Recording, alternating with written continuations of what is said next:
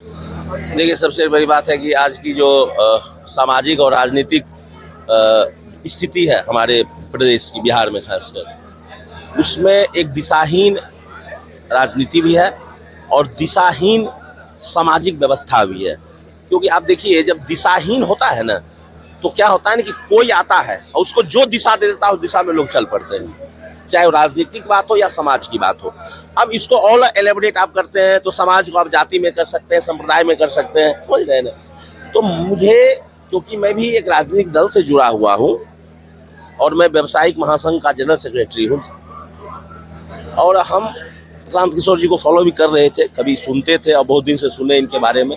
तो दो चीज़ समझ में आई कि इनकी जो स्पष्टवादिता है, चाहे राजनीतिक विषय हो, सामाजिक विषय हो, वो अनुकरणीय है। अभी आगे की बात है कि वो स्पष्टवादिता ग्राउंड पे क्या आता है, लेकिन कम से कम इनके बॉडी लैंग्वेज में, इनके विचारधारा में ये तो समझ में आ रहा है कि एक स्पष्ट गोल है, एक ऑब्जेक्टिव है जिसको लेके चले हैं।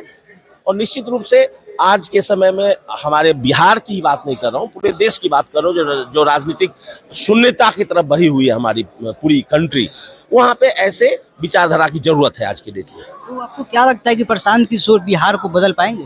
बिल्कुल, मैं तो वही कहा आपको कि जब एक शून्यता की तरफ बढ़ती है कोई भी समाज, चाहे राजनीतिक विचारधारा हो या सामाजिक विचारधारा, वहाँ पे एक लॉ की जरूरत है और इनमें वो काबिलियत है।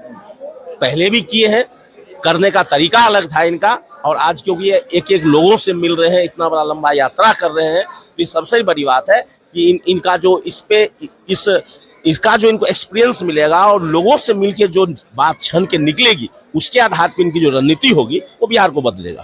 प्रशांत किशोर पे इतनी विश्वास करने का क्या वजह है? मैं वही कहा ना कि इनकी जो स्पष्ट सोच है, एक ऑब्जेक्टिव क्लियर है, उसमें कोई कंफ्यूजन नहीं है।